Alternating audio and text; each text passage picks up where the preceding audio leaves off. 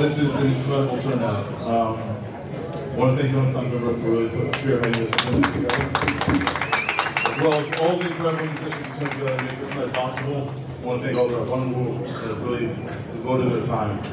And most of all, I want to thank this entire community. Baltimore is unique in the sense that we have multiple shows who can come together and should really show.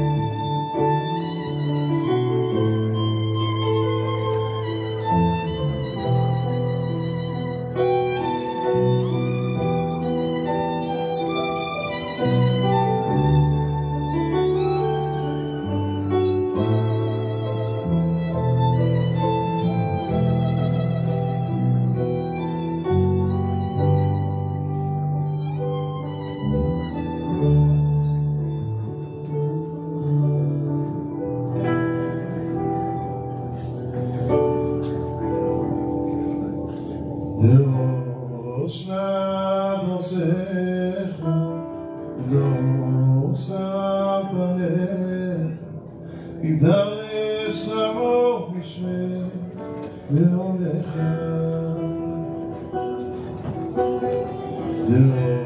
דרוש לדרשך ודורשם בניך יידרש לעמוק משמי לעונך דרוש לדרשך דורשם בניך יידרש לעמוק משמי לעונך דרוש לדרשך דורשם בניך יידרש לעמוק משמי לעונך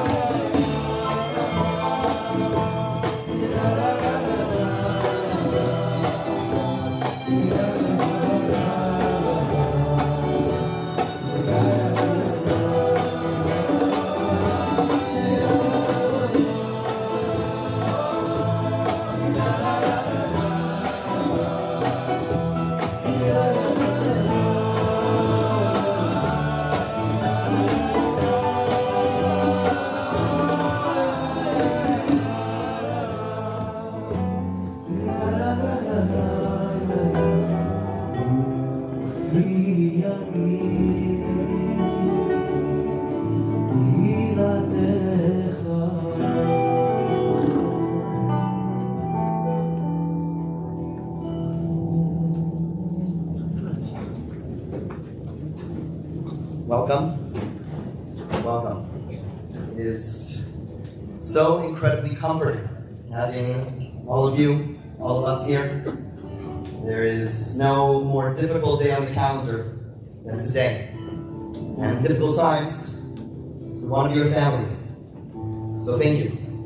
Thank you for coming here together as one family to comfort one another during this difficult time. I want to thank all the musicians, but I also specifically want to thank Jonathan Grinberg for having this idea.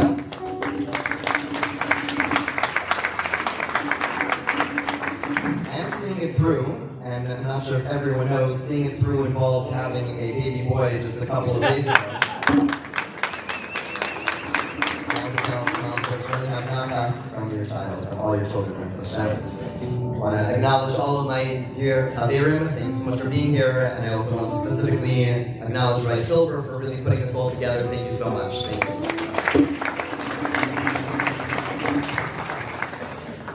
The Kotzker Rebbe once said that when there is a need to cry, and a person wants to cry, but is unable to cry, that is the most sincere cry of all. And I feel like this entire year has been one long experience of us having true reason to cry and wanting to cry, but so often not being able to find the tears. At some point, we ran out of tears.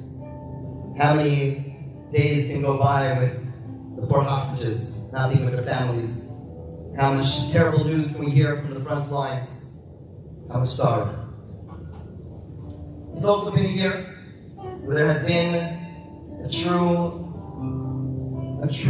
reason to dance. A reason to dance because we've experienced miracles in our time. Incredible things that our parents, grandparents would not believe. Incredible moments, just like this past week.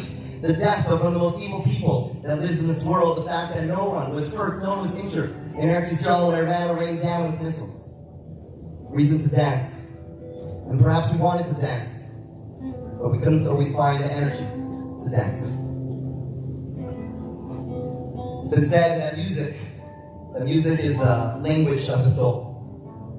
Our neshamas, our souls, have been bursting with so many raging emotions during these past 365 days. Emotions of sorrow, emotions of yearning, emotions of joy, emotions of gratitude. But so often we didn't really have the opportunity to express them properly. So tonight, I just want to invite you to allow ourselves, all of us, to cry. The tears of sadness, the tears of grief, the tears of yearning. And to sing. To sing with joy, to allow all of those expressions of hakaras hatov, of gratitude, of joy, of living during such an incredible time, to allow all of that to come through with the beautiful music, to sing along, and to allow all those tears and all those songs to come through. And may we merit together the Hir of Yameinu, speedily in our days, to dance together, to dance and to cry tears of joy. In Yerushalayim, hallelujah, the Hir of Yameinu.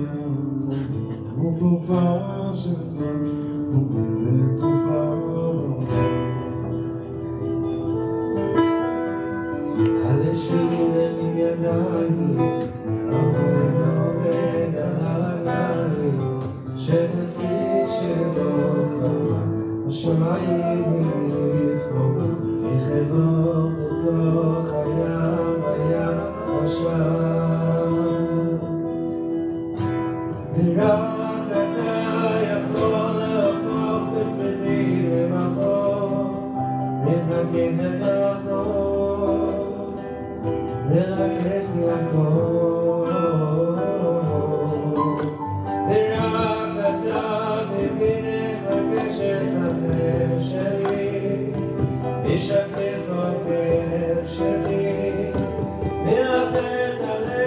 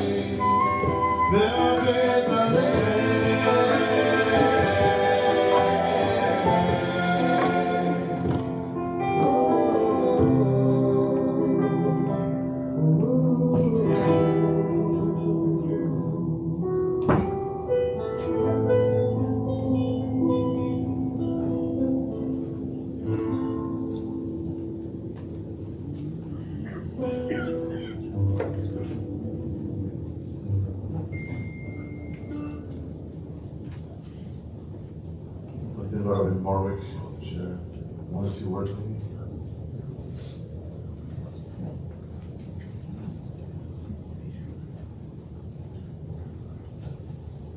Good evening, everyone. I want to thank Rabbi Silber for organizing this wonderful event. I want to thank Rabbi Silber, Rabbi Monson, and Ner Tamid for hosting. I want to thank Rabbi Richter, Rabbi Goldberger, Rabbi Teichman. It's really an honor to be sitting in between two of my favorite Rabbanim in the whole community. I want to thank the musicians, the singers, and all of you for being here tonight, because there's nothing more comforting than being with your family, with your community, during a difficult time. And we're now, our people are going through a very difficult time, and today is a very difficult day. I think we can all close our eyes and picture where we were when we heard what was going on in Eretz Yisrael. Last year, Simchas Torah, as things unfolded, and the news just got worse and worse. But on that day, I think we also realized, and hopefully we recognized, and we still recognize, how connected we are to one another. Because until October 7th, at least for many of us, maybe most of us, the connection was just a theory. On that day, we recognized that connection is real. I think we all felt like our home was breached, like our family members had been killed, like our family had been brutalized. And I know that's how it was in my home. My wife and I had a son who was on active duty. He was within a kilometer of Gaza. His base was probably the first base attacked. He was injured, which we didn't hear about until after Shabbos. And Baruch Hashem, he and his team survived with God's help. And Mirz Hashem, they and all the injured and wounded will make a full recovery. Reflecting on that day, I think is something very difficult for all of us, because it was so personal. But what was amazing to see and to still see is that it was personal for all of us. Whether we had a son there, whether we had a brother, a father, a mother, or not. It touched Jews on a deep and personal level. And it was a reminder that we're truly one family with a shared history and a shared destiny. So here we are a year later. And on one hand, we can ask, why do we need to get together? Usually, we commemorate after 12 months because after 12 months, you start to forget. None of us are going to forget. The pain is ongoing, the war is ongoing, the trauma is ongoing. So what are we here to do? So I would like to suggest that we reframe, at least what I'm here to accomplish tonight. There's a very powerful Elul motif called hope. And we read about it every day in Tehillim Chav Zayin, Kaveil Hashem Chazak v'yametz libecha v'kaveil Hashem. It means to hope. And this is what got the Jews through all difficult times. You want to know how they got through the Crusades? It's called hope. You want to know how they got through Tafetat, Milnitsky massacres? It's called hope. You want to know how they got through the Holocaust and rebuilt? It's called hope. Kaveil Hashem Chazak v'yametz libecha v'kaveil Hashem. These are the words that became the national anthem of the state of Israel, Hatikva, because hope is what has always kept us looking forward, moving forward, with vision, but hope is not enough. Hope needs to lead to action. And that's why David HaMelech says, after Kaveil Hashem, Chazak v'yametz libecha. You have to do something. And then again, v'kaveil Hashem. In 1974, Rabbi Lau writes in his autobiography, after the Yom Kippur War, just a few months later, he came to the U.S. and he met with the Lubavitcher Rebbe. And the Lubavitcher Rebbe said, "Nu, tell me, what are people saying in Israel? What's the word on the street?" And Rabbi Lau smiled and said, "You know what they say in Israel? Yeh tov." And the Lubavitcher Rebbe said,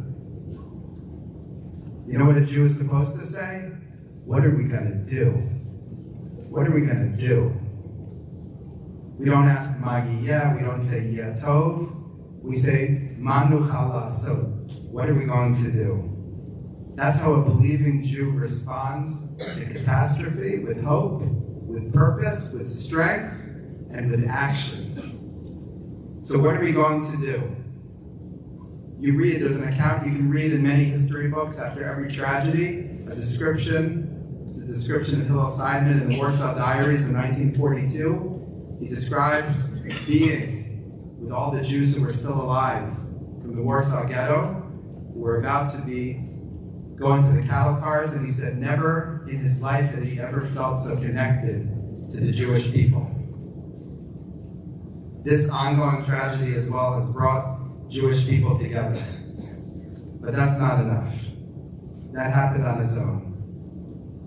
What I think we need to do, if I can humbly suggest, is to commit at this time. You look around and you see the community united. You go to Israel and you see the community united. We have to commit not to join together, Rahman al-Islam, only in crisis, when we're under attack, but to join together always. To remember to bind our destiny and fate with one another, to join together with our people first and foremost, through our traditions, our tenets of faith, the story of Bnei Yisrael, which are linked to the story of Avraham, Yitzchak, Yaakov, Sarah, Rivka, Rachel, and Leah, whose initials are hinted to in Yisrael. The Yud is for Yitzchak and Yaakov, the Sin is for Sarah, the Resh is for Rivka and Rachel, and the Lamed is for Leah. To remember where we came from. As Rav Saadia Gaon says, Umasenu einena umakim b'torasah. Fundamentally, it's about uniting through tradition. But there's more. Because tradition isn't the only thing that unites us. We also are united, and we have to remember that connection. We're united as a family. And family is united just by their essence. Ki'ish echad b'lev echad. Their hearts may be separated, their worldview may be separated, their hashkafas may be separated, their practice may be separated, but they're still ish echad, they're still one family. an essential shared identity. And I think Hashem is waiting for us in these pre-Messianic days to come together like we are right now, but in Yirtzeh Hashem, even in good days. To remember it's not our place to judge each other, it's our place to love each other. Rav Soloveitchik wrote in the 5 addresses, which are now printed as the 5 addresses, that a Jew is supposed to believe in Mashiach. It's Iker number 12 of the Rambam's 13 principles. And he says, if you look, the Rambam also poskins that Mashiach's not going to come until we do tshuva. So you believe in Mashiach, but Mashiach is dependent on people.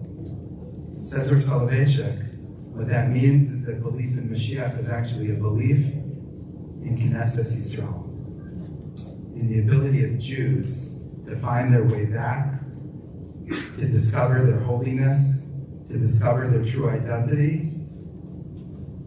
And we have to believe in people, because if you want to love people, you have to believe in them. You have to see the goodness in them. You have to see the holiness in them. You have to respect them. My friends, we have come together the past year, many times geographically, but certainly our hearts have come together. In pain, we've cried together, but we're destined one day to come together in joy, in holy pursuits, one day with Aliyah L'Regel in the Beis HaMikdash, but even before that, we're going to come together. We are coming together. We just have to recognize that we really are one body. We're really one people with one heart that beats. Rav Kook compared the shofar blown on fast days to the shofar of the tzaros of Klal Yisrael. But he said eventually we're going to hear that shofar that's going to usher in the Mashiach. May this shofar that we've heard throughout the year, the cry of the Jewish people, may it turn soon into the cry of Mashiach. May we merit together to see the Geula Shlema in Hera V'Yameinu. Amen. Amen.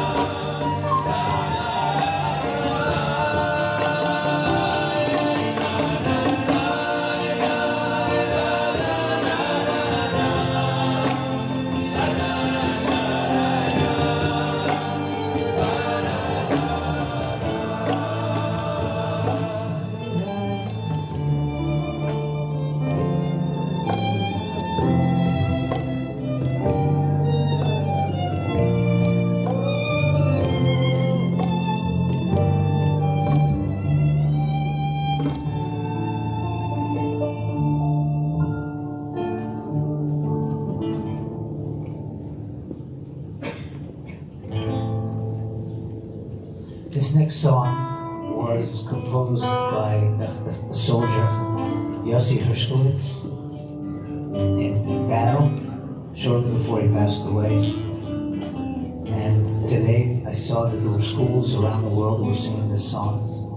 So we thought we would sing it. It's easy to learn. And please join me as soon as you pick it up.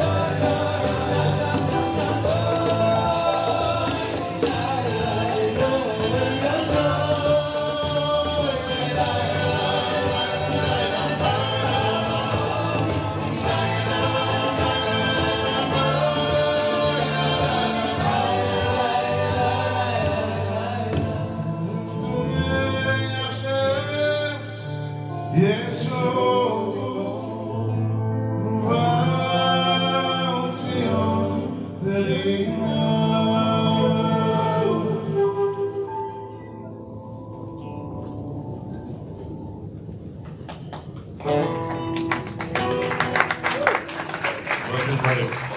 most amazing Rabbanim and people involved. We're already over who's doing us. We'll join you.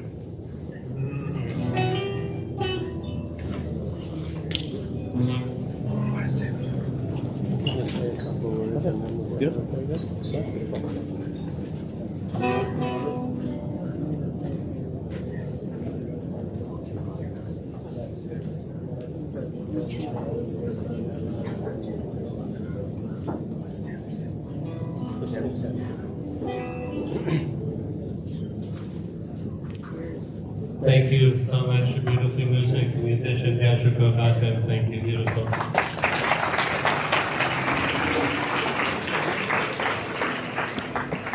I want to thank Rabbi Silver, my dear friend, for organizing such a beautiful, moving event.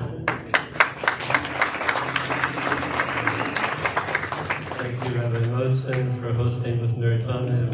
Very, very much appreciated. Thank you, Jonathan, for getting the idea off the ground, and also talk to you and the hotline.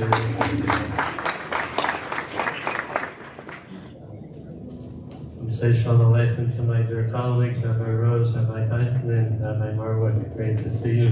Great to be with you. We all said just about a week ago at our tables various Yehi Ratzons. And we said many of them regarding the downfall of our enemies. Yehi Ratzon may be Hashem's will, she'yistalku al Yereinu.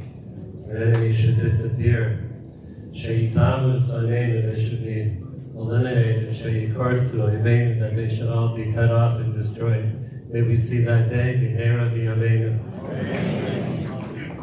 I want everybody to know that it may seem like something small. You take a date and you take a little bit of beets and leeks and you say you write some, it looks like something small, but it has been said that the Jewish people, as we all know, are compared to the stars. And if you look at the stars, little tiny dot of light in the sky.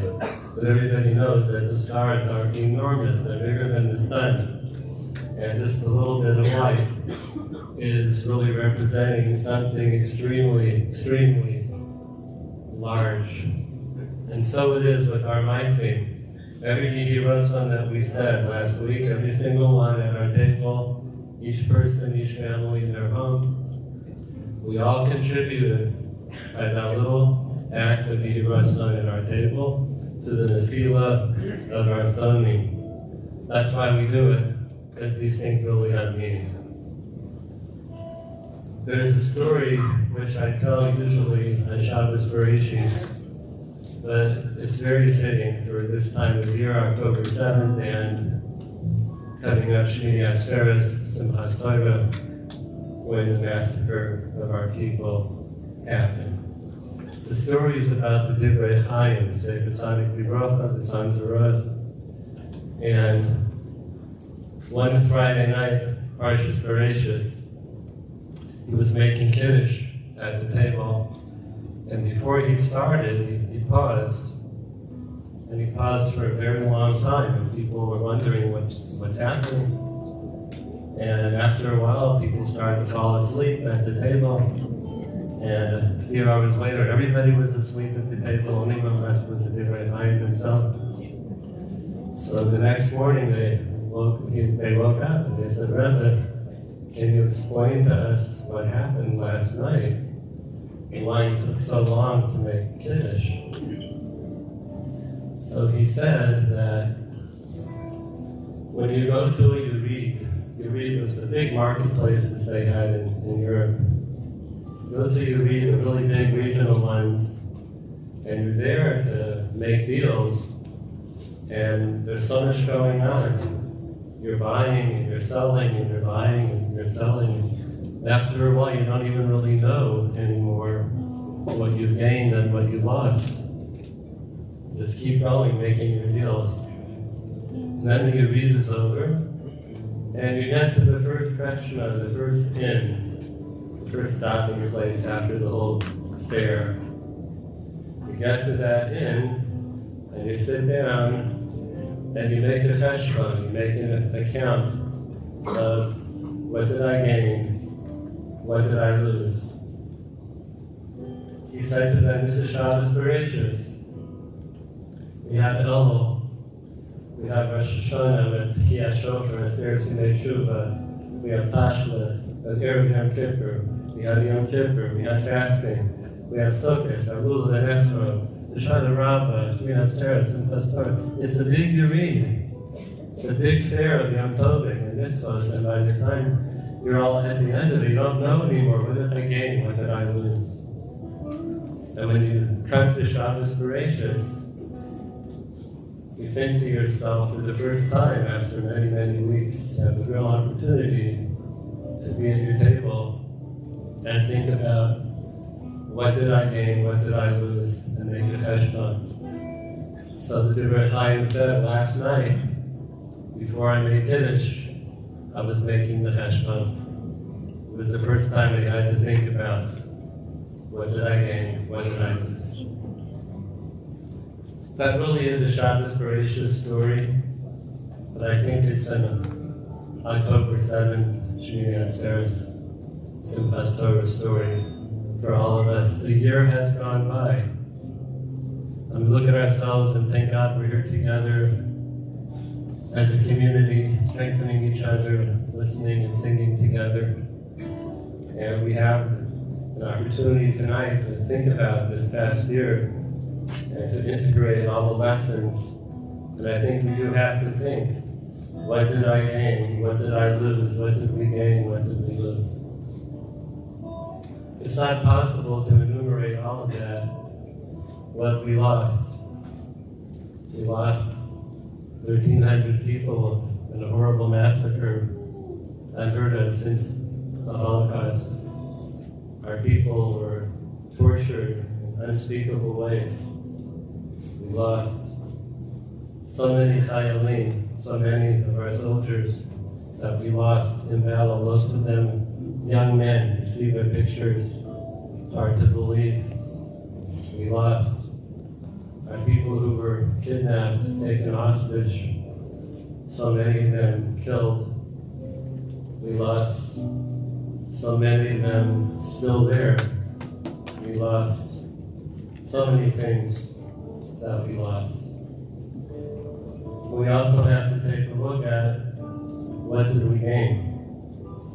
We gained a tremendous amount of achdus in Klal Yisrael, more so than I believe we've had in a very, very long time. That in itself is very precious. We've gained many victories over our enemies. We saw recently the downfall of the leadership of Hezbollah. Came here, they should all fall. We saw that with our very, very eyes. We saw soldiers going out to war, wanting to wear tzitzis, putting on tefillin. We saw incredible acts of chesed that the Jewish people have been doing for each other for the whole year. We've gained so much. And as the Rabbanim have said, it's still happening. It's not over. What can we do?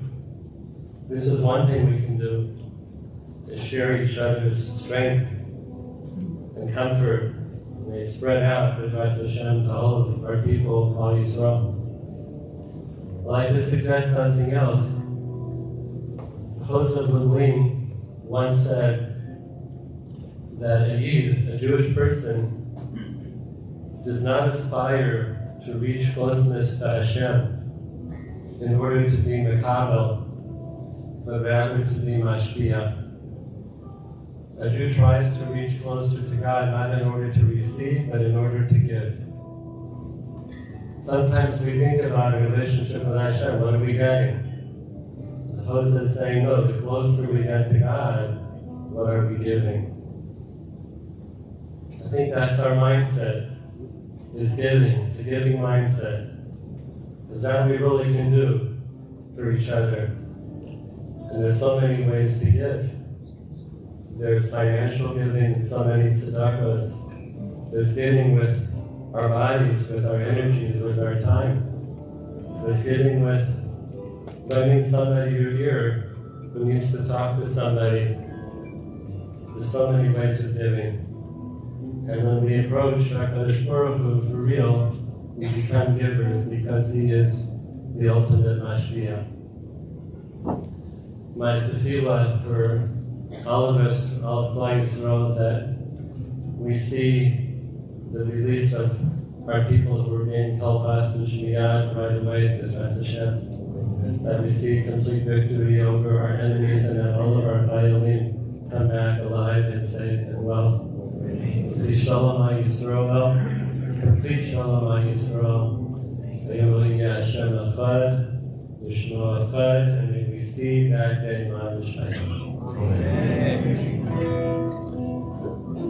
I mentioned Yehirasam, so we will sing a little bit Yehirasam, and this one comes from the end of the Volitzion Goa.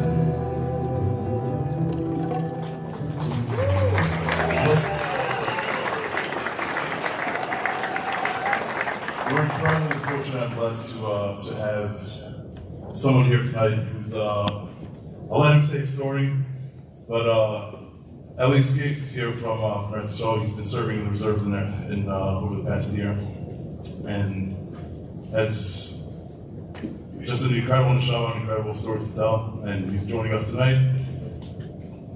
Eli, please join us.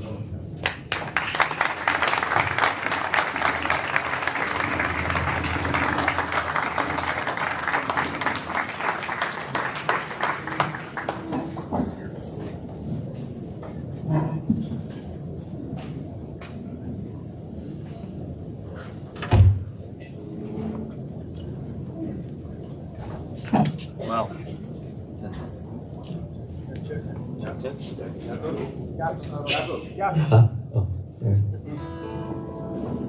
What an honor to be here. What a pleasure to be here. I apologize for those who have my back to. Baruch Hashem, I've had the zchut to spend most of the last year in and out of Gaza, in Miluim. And thank God for the last month and a half, I've been here in the States with my family, just a little bit,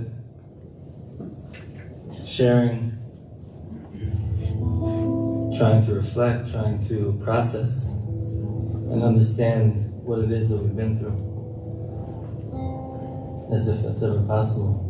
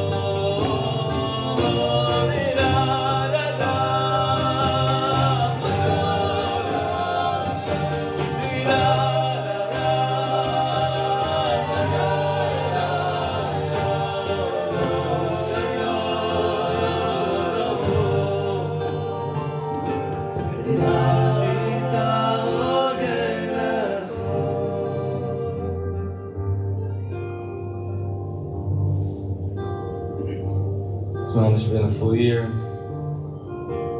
since the morning of Simchas Torah. So I daven in a beautiful minyan in Ma'ale Gilboa. We live on a kibbutz called Ma'ale Gilboa. It's kind of on the way up north. And it's a beautiful minyan because there's no limits, no official nusach, no official time. Sometimes we start Gevalt so early, and sometimes we go, Chabad style. And sometimes we sing a lot and sometimes we don't. It's mamash geula. Because everyone is there to connect to each other, to pray together, to sing together. And that morning, I get up early, it's still dark outside. I felt something off, but couldn't explain it. And for some reason, I'm also an EMT, volunteered, so always on my phone.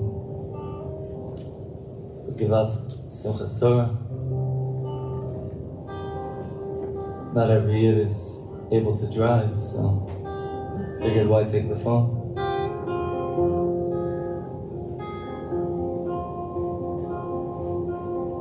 And we daven Shachris, Hallel, and we're about to make Kiddush. Figured, we'll start Kiddush, have Kiddush going, then we'll lean, and then we'll dance. See where the day takes us. And as I'm about to make Kiddush, I look outside the window, I see my son, who at the time was 12 years old, and he's motioning to me very intently, in a very intense way. I say, come here, come here. And I look at him and I say, come inside, we're about to make Kiddush. He says, no, you gotta come here, And I go outside and I walk over and he takes out of his pocket, he takes out my phone. And he says to me, your phone was ringing, and Ima saw it was from the army, so she picked up. And they said, you need to be available.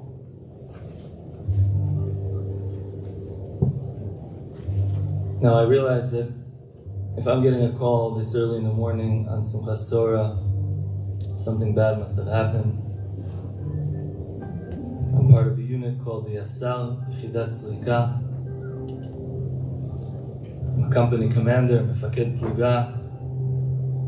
Our job is to extract any fallen soldier in the war.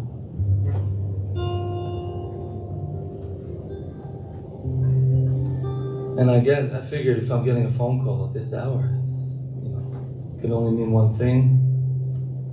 But at the same time, I said to myself, okay, it's probably not a big deal. And after a few phone calls, I'm on the side behind the tree. I didn't want anyone to see because I figured it's no big deal. I realized very quickly that I'm not going to be dancing Hakafos this year. Definitely not going to have Kiddush. And I go back inside and we're about to start laning, and I lane, so they ask me, they're like, oh, start laning, and I kind of start. My phone is buzzing in my pocket. And I get up to Shlishi, and I look at the Gaba and I say, I need Shlishi. I said, what? I'm like, Simchas Torah, everyone's getting an aliyah, just relax. I'm like, no, I need Shlishi. And he gives me Shlishi. And I start making the bracha, and I mamash break down. Can't get through the bracha. I think the chaver around are like, oh, he must have had way too much in that Kiddush. What happened? No one knew anything. 6:45, 7 o'clock in the morning. And I finished the aliyah, and I look at the Gaba and I said, listen, you know how to lane, right? He's like, what? And I just walk out. I walk out, I don't say anything to anyone. And I go back to my house. As we say, b'mikre or shelo b'mikre, we had a routine training planned for October 8th, 2023. We were planning it for months in advance. We had all our lists in check. We knew which of our soldiers was in the country, which wasn't, what gear we have, what we don't, what we're missing. We had everything worked out. I had my bag ready to go, my uniform laid out. And I get home, I get into uniform. We weren't officially called up. But I realized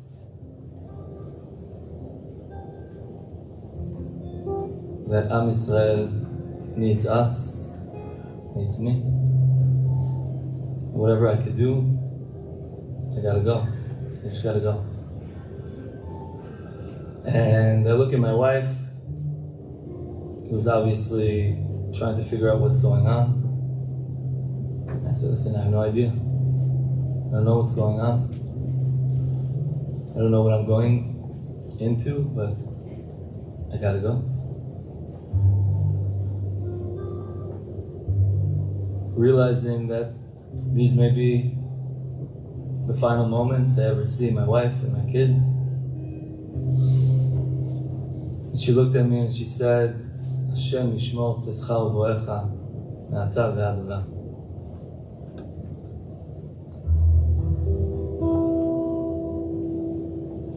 שיר למעלות, שא עיניי אל ההרים, מאין יבוא עזרי. עזרי מעם אשר עושה שמיים וארץ, אל יתן למות רגליך, אל ינום שומרך, הנה לא ינום אלוהים אישה שומר ישראל, השם שומרך, השם צילך, על יד ימינך. יומם השמש לא יככה וירח בלילה, השם ישמורך מדומה, ישמור את נפשך, השם ישמור צאתך ובואך מעתה ועד עולם.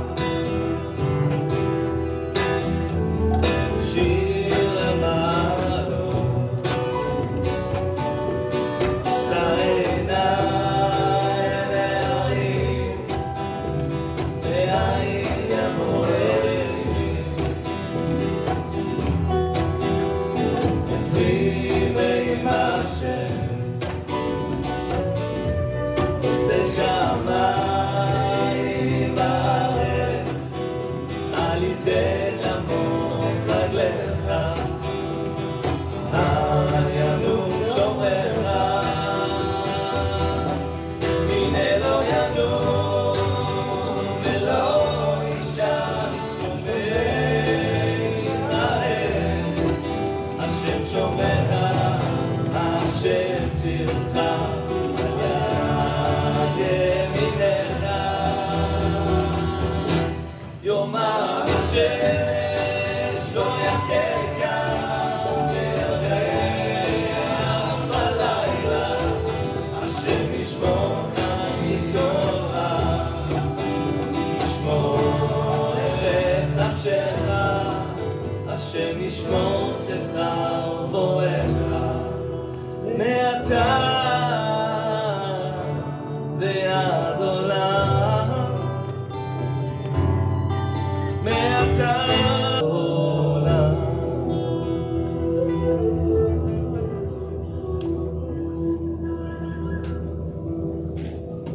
I can't describe what it's like to get in the car and drive down on Simchas Torah morning, and we're on a conference call with my commander, and we're trying to convince him to allow us to go down to the border, because we understand at this point that there's a real need for help.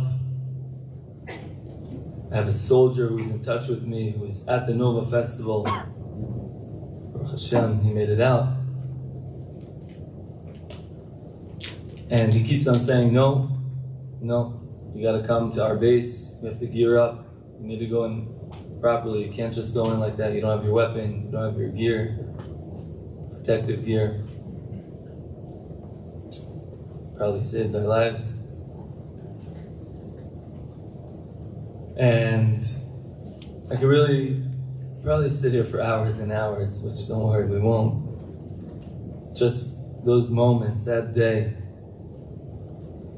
But at about 5 o'clock, soldiers are starting to arrive and so on, and I look at my commander and I say, listen, things are taken care of, it's gonna take a while. Me, you, let's take another few people, let's just go, they need help. We understand that there are already casualties that are just lying there. Still terrorists out there, we need to go. We all have combat training. And he said, you're right. We jump into his car and we drive down. And we just know we need to get to Re'in. It's a kibbutz Re'in, Machane Re'in, Chenyon Re'in, a lot of Re'ins, but like we keep on hearing that word. We pull into a kibbutz Re'in, immediately under fire. We have no idea who's shooting at us, why are they shooting? Do they think we're terrorists? We're in an unmarked vehicle. We jump out, we find cover, and we see other soldiers there, and we're like, what's going on? They say, who are you? And we tell them we're from the SL. They're like, what's that? Unfortunately now, a lot of people in the army know who we are. We say we're here for the bodies. They're like, well, what are you doing here? Go down to the 232. That famous, infamous road, which we've all seen. We quickly, pretty much dodging bullets, drive out of the kibbutz and we get to the 232 where we see just this horrific scene of cars with our brothers and sisters inside of them, no longer with us, shot and killed.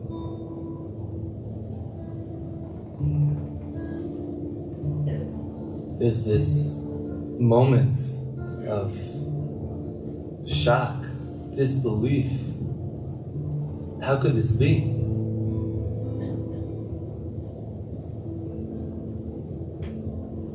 And right away we were called to Machane Re'in, to the Re'in base, which was just taken back from the terrorists that overtook it. And we arrived there, and there are 13 soldiers who lost their lives from Sayeret Matkal and Shaldag,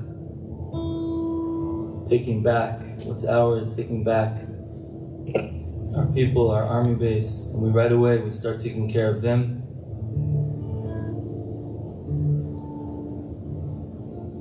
Soldier after soldier. Then we move on back to the road, stopping by cars, by the shelters, on the side of the road, body after body, Jew after Jew, brother after sister, soul after soul.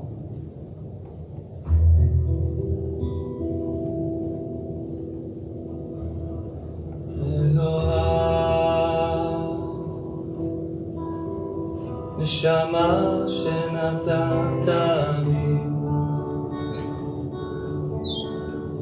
טהורה היא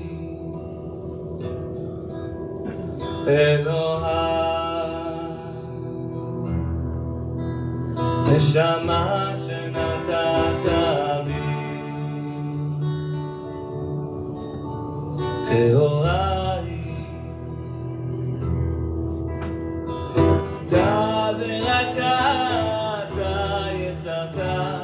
אתה נפחת בי ואתה נשמה בקרבי ואתה עתיד נקרא ממני ולהחזיר מילתי ברור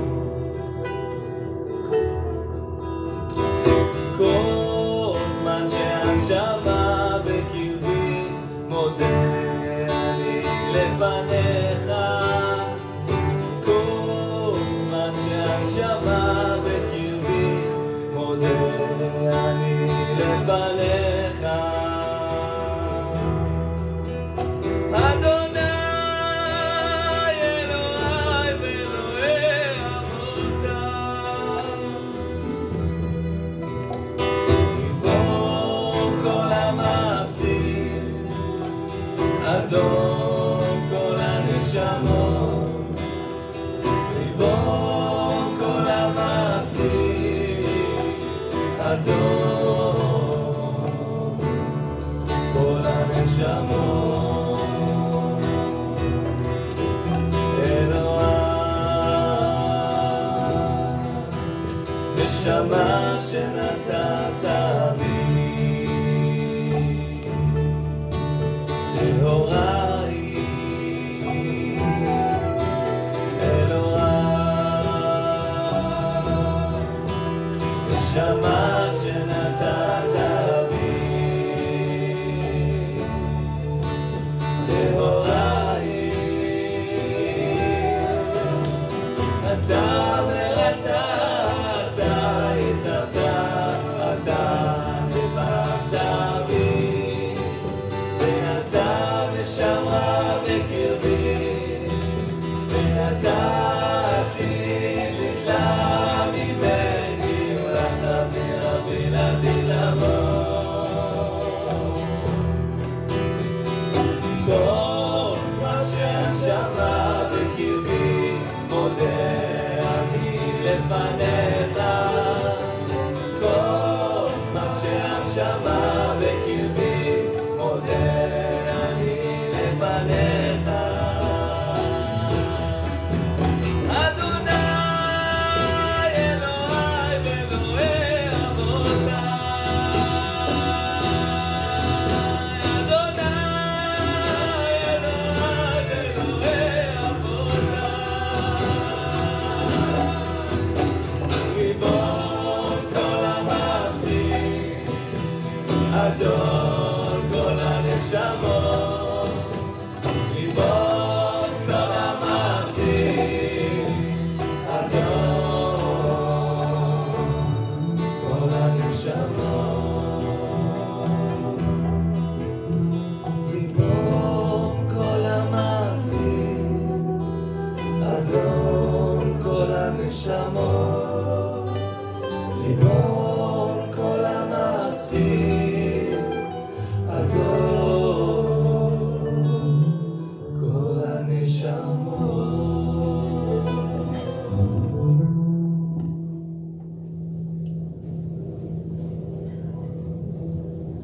Those first few weeks felt as if we didn't breathe, we didn't eat, we didn't drink, we didn't sleep.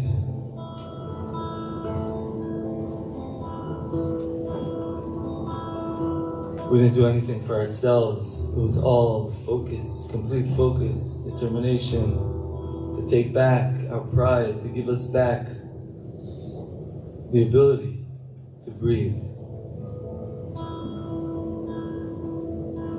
And I remember clearly I was there with my commander and we were standing there in Nachal Oz, where we lost 66 soldiers. We're looking at tens of bodies in front of our eyes.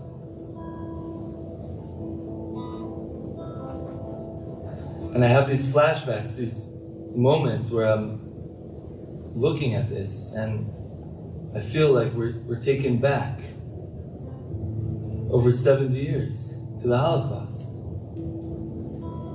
And I say to myself, how could this be? We swore never again. How could we be in the same place that we were?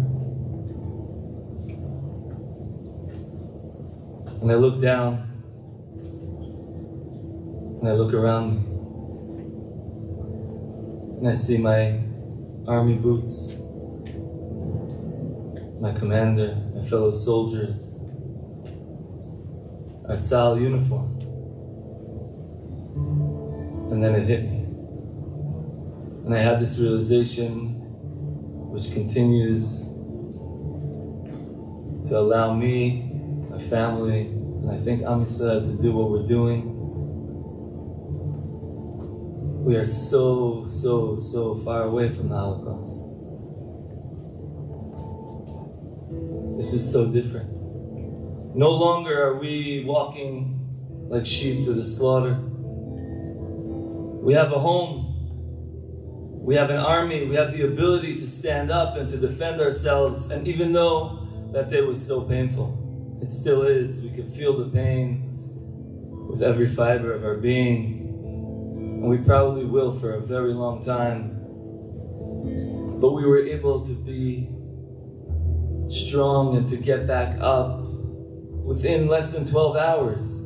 We were there fighting back and making sure that every single body, every single person that was killed will have a complete burial. No longer do we have mass graves with unknown Jews. We were there, and we're still there, taking every measure possible to get whatever we can, whether it's those couple of weeks from all the kibbutzim, the fields, literally every stone that we could possibly come across. And then after that, in Gaza, every hospital. Can you imagine every morgue? You probably read about this, but I don't think you can imagine walking into the Shifa hospital, to a morgue that's been without electricity for probably by then over 3 weeks, and taking out every single body to make sure, to check, maybe there's a slight chance that maybe this is one of our hostages. This might be one of our people. Nasser Hospital, Indonesian hospital, cemeteries. Any cemetery that there was any sort of intelligence indication that there might have been a hostage buried there. We found ourselves digging up graves in the middle of Gaza. Who would have imagined? But I would do it again, and every single soldier of mine would do it again and again and again, for the chance, the small chance, to find even one of our brothers and sisters. And off.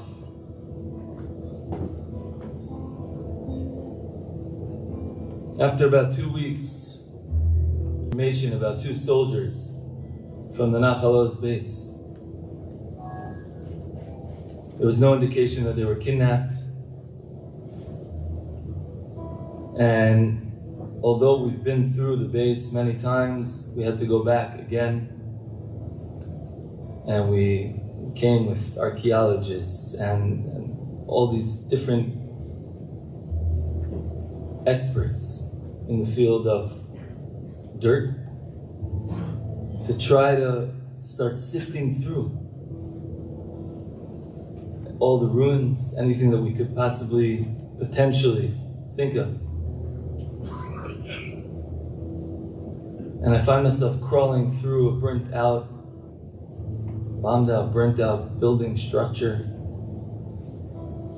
And I come across this metal cabinet. It's all burnt from the outside. And I look inside and I see there's a tefillin bag in there. A blue velvet tefillin bag. And it has the words on it, there's no name, but it has the words, Misaftarina Zichrona Livracha. And I realized that this must be meaningful to someone. So I look a little bit more and I find a notepad, and it had a name.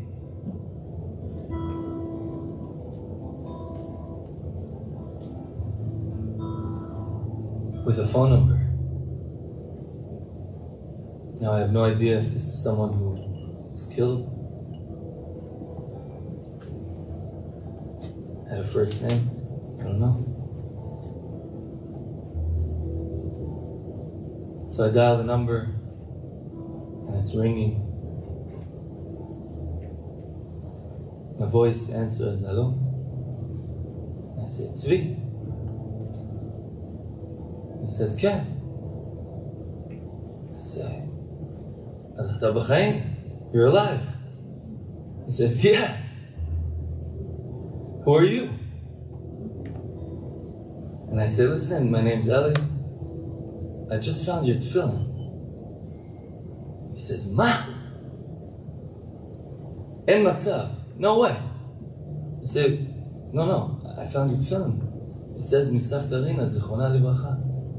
He says, אבל אמרו לי שהכל נשרף. They told me everything was burnt. אמרו לי שהכל נשרף. I could hear him crying. And I say, Achi, a lot was burnt, believe me. But not your tefillin. And he says, listen, we're about to go into Gaza. Hold on to my tefillin. I got another pair for now. Let's meet in a few months or whatever. Let's meet when I get out, and you'll bring me my tefillin.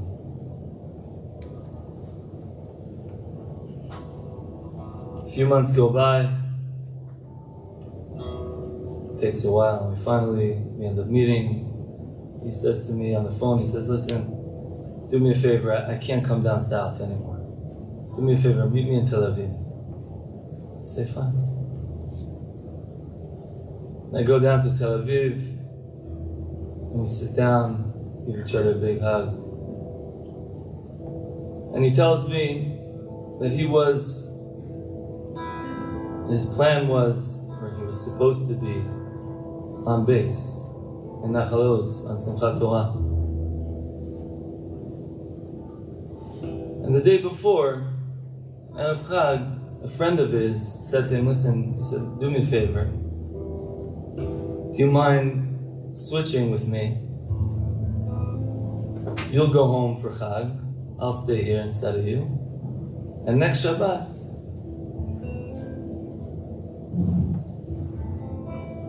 I'll go home.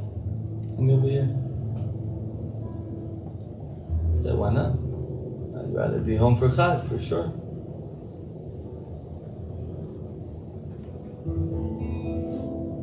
And he says, and that friend, along with 7 other of his close friends, were all killed. And he says, all I wanted to do was join my friends. All I wanted to do was go into Gaza, kill as many terrorists as I can, get my nekama, and join my friends up in Gan Eden. It's the only thing I wanted to do. I had no desire to live. We're getting ready to go into Gaza, and then you call. And you tell me that my tefillin survived. And I realized maybe there is a reason for me to continue living. There's a reason to fight another day. Not everything was burnt.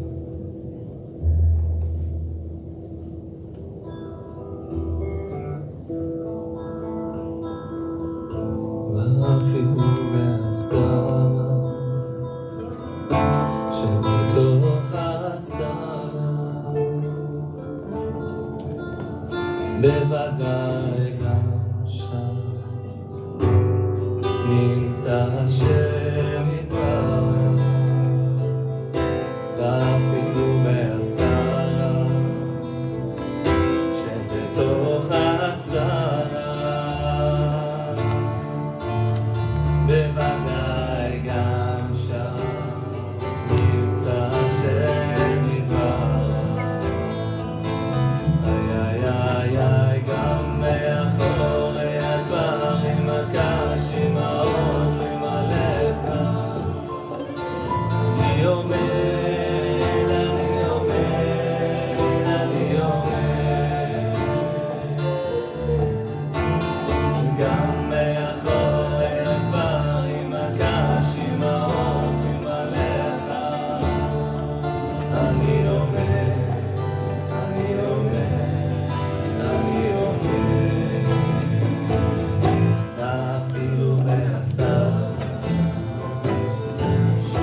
בתוך הסתיו,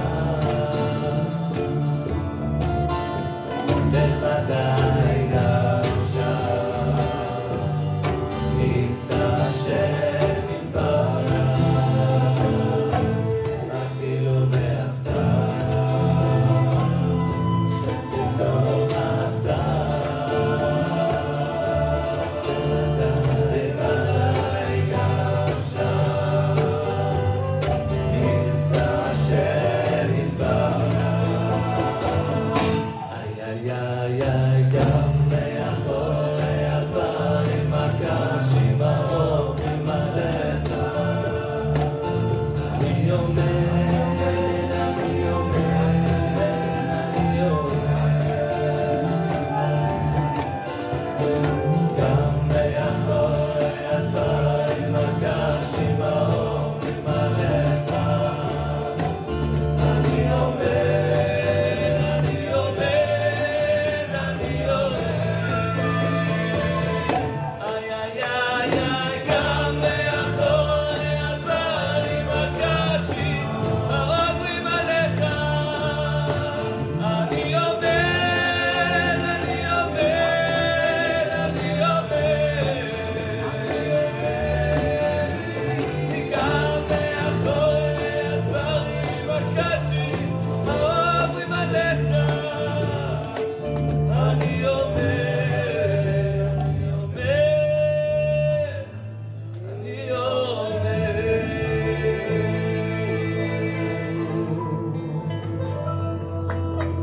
We'll end with the final tefillah, or at least I will. You guys can continue. It's so beautiful. Thank you so much. Wow. What an honor.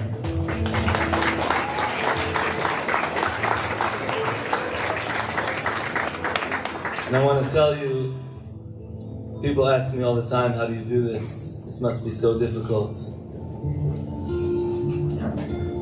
And I have a few answers. Number one is my wife, my family. So strong. Hashem, we had a beautiful baby this year, and a bar mitzvah, smachot. Ben hametim l'chaim, ben hachaim l'metim.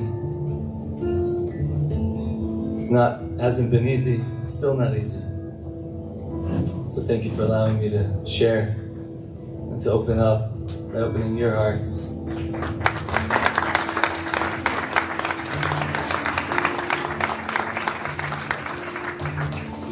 And the second answer is that I never, ever, ever felt alone. Because of all of you and every single Jew around the world that poured out their hearts with tefillah and with giving, mamash, mamash, mamash, Am Yisrael Chai. We felt it, we felt it. We felt all your love, we felt all your tefillot, the donations, the gifts, whether we needed them or not, it didn't matter, because they meant so much. And Be'emet, thank you from the bottom of my heart for allowing me to experience so many steps closer to Geulah than ever before. My soldiers, Am Yisrael, we're in the highest of the high. We're mamash, so close. Because getting together like this and celebrating the Gvura, celebrating the Achdut, celebrating the Otzma of Am Yisrael, Netzach Yisrael Lo Yishaker. That takes strength, that takes courage to play music, to rise up. We rise up from the pain. That's what we do, that's who we are. And our hearts and souls, and like we said, Be'emet, will never be complete until every single hostage is returned. Ben hachaim u'ben hametim. And I know that we will never rest until that task is complete, which we hope will be very, very soon.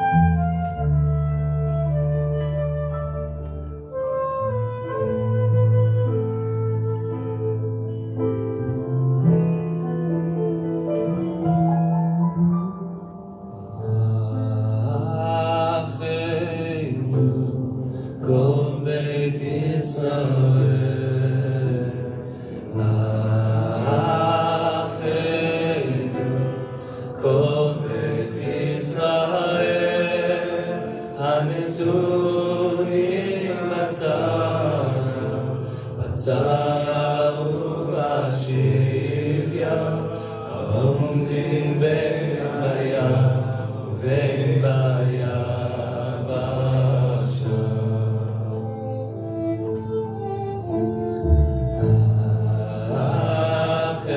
אחינו כל בית ישראל,